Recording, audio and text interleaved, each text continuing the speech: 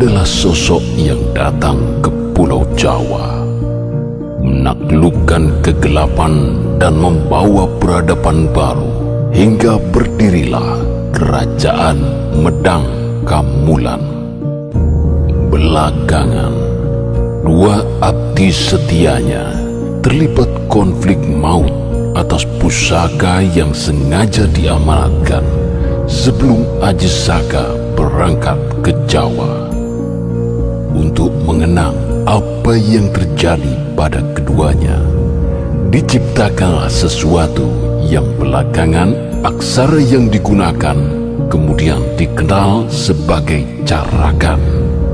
Kisah Aji Saka begitu populer dan dikaitkan dengan asal mula Jawa berikut segala kegaibannya.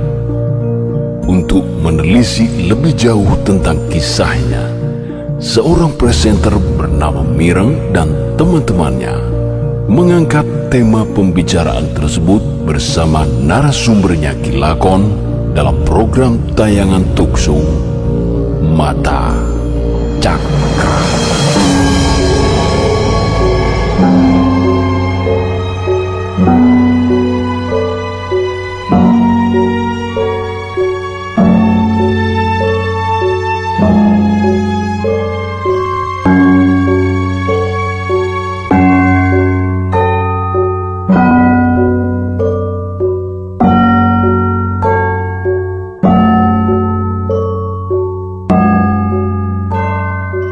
Selamat malam Kilakon. Kali ini channel kami mengangkat tema tentang asal-usul Pulau Jawa kuno. Untuk beberapa kalinya kami mengangkat tema ini karena wacananya secara antropologi budaya maupun bidang-bidang lainnya sungguh sangat luas. Kesempatan awal ini kami mengambil sudut di mana Aji Saka dimaknai sebagai sosok yang identik dengan asal-usul Pulau Jawa kuno. Bagaimana Kilakon memandang hal ini secara pribadi? Membicarakan asal-usul Jawa kuno memang tidak mudah. Penuh aspek yang melingkupinya. Melemparkan satu titik saja untuk diamati, setiap orang menjadi punya sudut pandang yang berbeda-beda. Tapi kali ini saya akan sampaikan pendapat saya pribadi seperti yang panjenengan minta. Tak mengapa jika ada pendapat lain yang berbeda dengan pendapat saya ini. Bagaimanapun juga, saya juga memiliki banyak keterbatasan pemahaman. Saya juga mohon maaf sebelumnya jika apa yang akan saya sampaikan menggunakan pandangan saya sebagai orang Jawa. Itu karena saya tahu Aji Saka maupun Aksarahana Caraka juga digunakan bukan hanya oleh orang Jawa semata. Begini Mas Mireng, dari aspek antropologis, orang Jawa memang diyakini telah lama ada bukti-bukti arkeologis prasejarah yang ditemukan di sejumlah pelosok Pulau Jawa selama ini, dan mungkin hingga temuan masa mendatang membuktikannya. Orang Jawa kuno selalu menyatakan mereka adalah keturunan leluhur yang bebodro dan mengawali peradaban di tanah Jawa.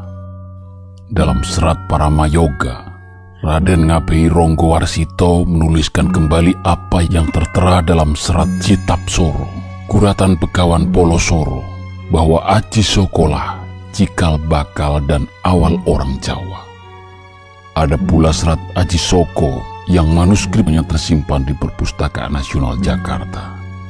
Isinya begitu populer tentang bagaimana Jawa kala itu dipimpin oleh Dewata Cengkar yang mengerikan, hingga segalanya berubah saat Aji Soko datang dari tempat misterius bernama Bumi Majeti. Diduga karena serat inilah, awam kemudian mengatakan Jawa di masa lampau dihuni bangsa jin, dedemit atau semacamnya. Meski ada teori modern yang belakangan mengait-ngaitkan Saka sebagai suku Saka di India, namun dalam bahasa Jawa kuno sendiri Saka itu artinya asal sinonim dari Purwa atau Purwaduksina dalam bahasa Sanskerta. Meski demikian, seiring perkembangan zaman, pemaknaan Saka menjadi Soko atau Tonggak yang merujuk pada tiang penyangga. Memang dikisahkan saat Aji Saka berada di Jawa, pulau itu banyak ditumbuhi jawawut, yakni tumbuhan semacam suketeki.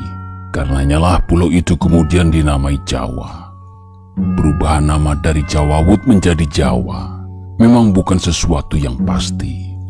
Namun jika dilihat dari aspek etimologi rakyat, jawawut kemungkinan berasal dari kata Jawa dan wut yang dimaknai sebagai awut-awutan, artinya keadaan yang belum tertata. Berdasarkan etimologi versi ini, Bathara Guru dikisahkan memerintahkan putranya Wisnu untuk turun ke bumi dan mengenalkan peradaban hingga akhirnya keadaan menjadi tertata. Orang di Jawa Wut memiliki tata cara makan yang baik, berpakaian sopan, bertamu yang etis dan sebagainya. Hingga kemudian Jawa Wut menjadi Jawa. Ja yakni lahir dan wa yakni watak. Watak di sini adalah watak baru yang dimaksudkan sebagai peradaban. Dengan demikian, Jawa berarti kelahiran atau kebangkitan peradaban dari kebodohan ke arah kemajuan. Jika ditinjau dari aspek historis tentu berbeda lagi, Mas Mireng. Pada zaman Helenistik ada seorang ilmuwan bidang geografi sekaligus astrolog Yunani bernama Claudius Ptolemeus pernah menulis berita tentang Jawa dengan nama Jabadiu. Jabadiu artinya pulau yang subur dan banyak mengandung emas. Belakangan diinterpretasi bahwa Jabadiu yang dimaksud adalah Jawa. Sumber lain adalah Marco Polo yang sempat berada di Hindia. Kala itu dalam pandangan orang Eropa, bentangan luas seputar Persia hingga Tiongkok adalah Hindia. Hindia sendiri terbagi menjadi Hindia Muka dan Hindia Belakang. Wilayah Nusantara kala itu masuk dalam Hindia Belakang dengan sebutan Kepulauan Hindia atau Hindia Timur. Marco Polo sempat masuk ke wilayah Nusantara dan singgah di Sumatera. Meski diduga dia belum sempat mendarat di Jawa, namun dalam catatannya dia menyebut Java, tentu yang dimaksud adalah Jawa. Saat itu dia mencatatkan tentang Jawa dengan mendasarkan kesaksian dari para pelaut lain yang telah sampai di Jawa. Lainnya adalah seorang pengembara Arab bernama Ibnu Battuta yang menyebut nama pulau subur itu dengan sebutan Jawa. Sebutan ini sejalan dengan kata Jawa yang dalam bahasa Jawa Kromo berarti hujan. Mengingat pulau Jawa kala itu memang jadi pulau yang memiliki banyak hujan. Masih banyak pemberitaan luar negeri lain yang cukup banyak tentang sebutan Jawa.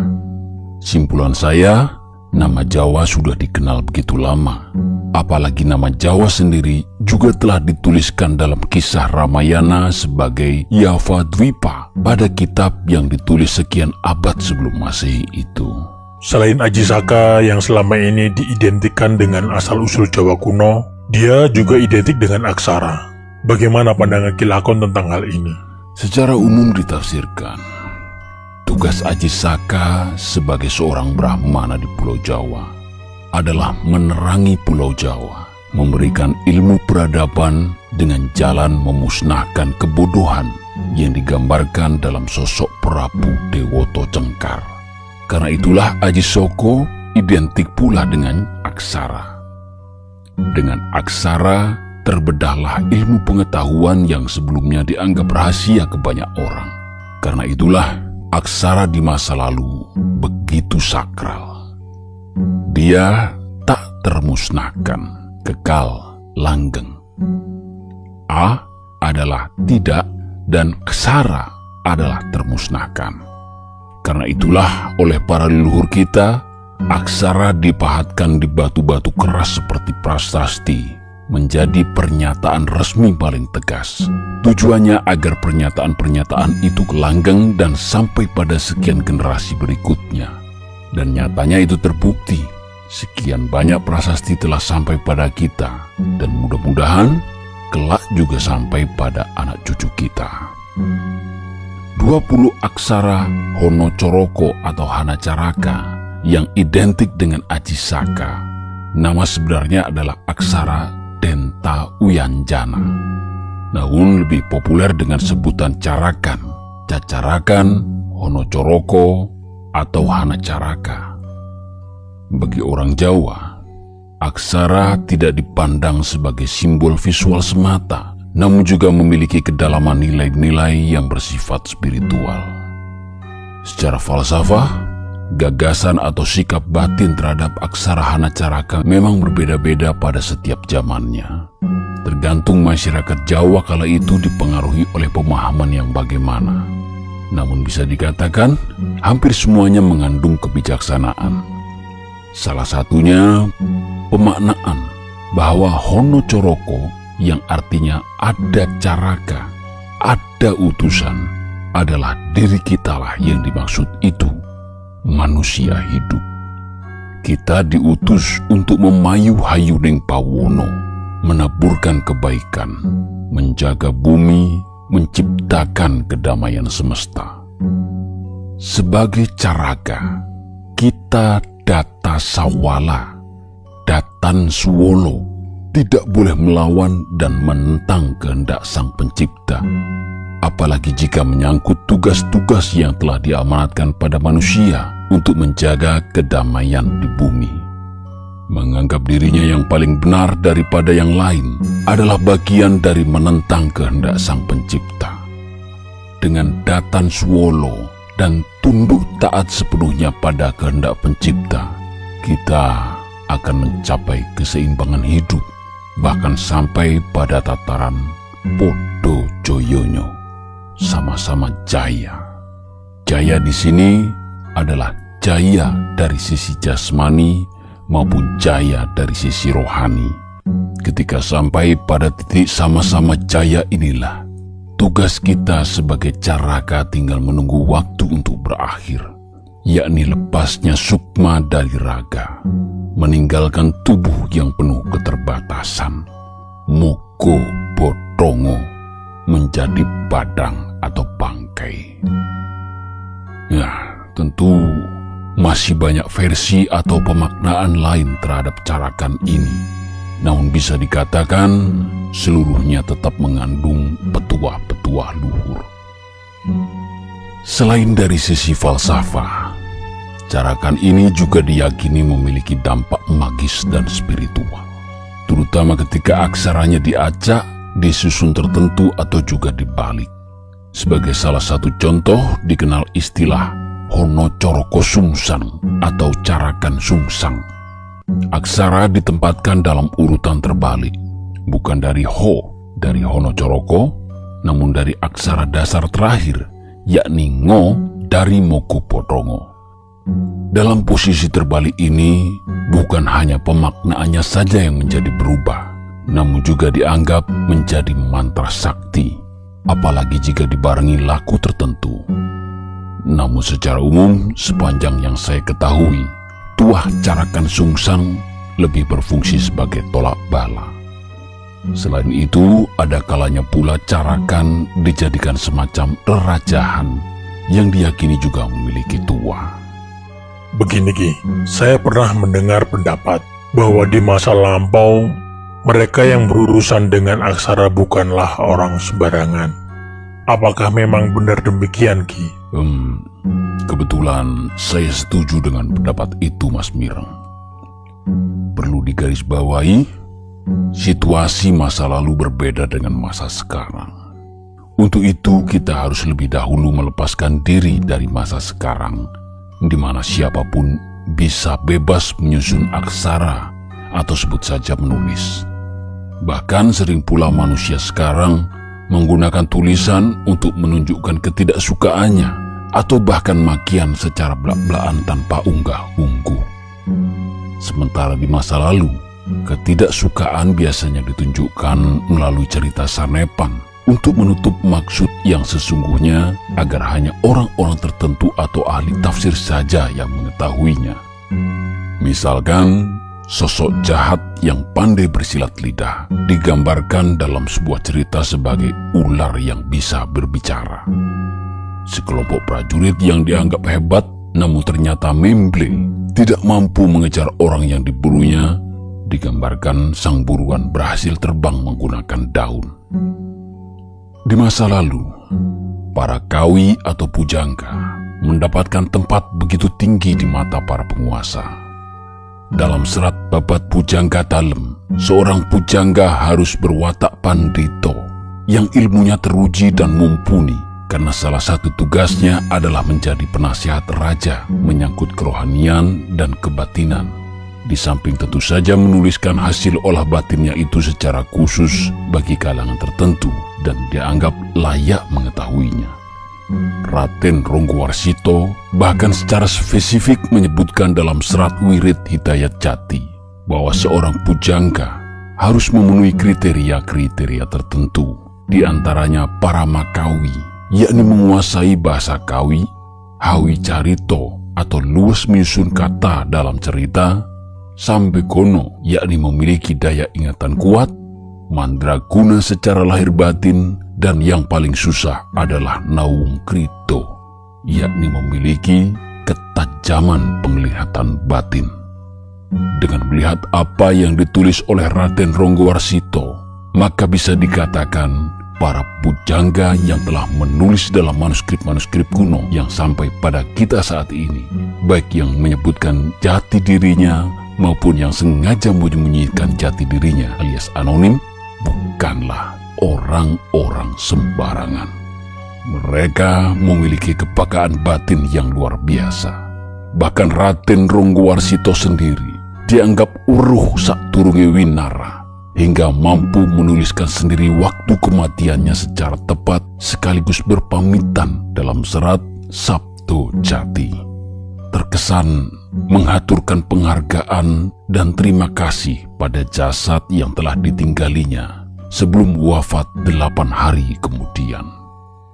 Kemampuan linuihnya itu diduga tidak lepas dari kekenturan tirakatnya bertahun-tahun di bawah kemblengan Kiai Besari Gebang Tinatar Ponorogo, Gusti Panembahan Buminoto, dan Raden Tumenggung Sostronegoro. Bagi orang yang skeptis, kematiannya dianggap dihukum mati, meski kerabat keratonnya sendiri di Kasunanan Surakarta menolak keras anggapan tersebut. Menurut mereka, Raden Ronggowarsito wafat dengan tenang. Namun lepas dari itu, dari karya-karyanya kita bisa melihat bagaimana beliau memperlakukan tiap olahan aksara dengan tidak sembarangan, begitu sakral dan memiliki bobot kebatinan yang luar biasa. Salah satunya dalam serat Joko Lodang Megatruh Pupuh Kedua, di mana dia dengan ketajaman batinnya telah berhasil menangkap sinyal dari Condro Sengkolo Wiku Saptongesti Ratu sebagai tahun di mana Tuhan telah berkehendak memberi keadilan. Dan waktu yang dimaksudkan Condro Sengkolo itu adalah tahun 1945 Masehi, di mana Indonesia menyatakan kemerdekaannya.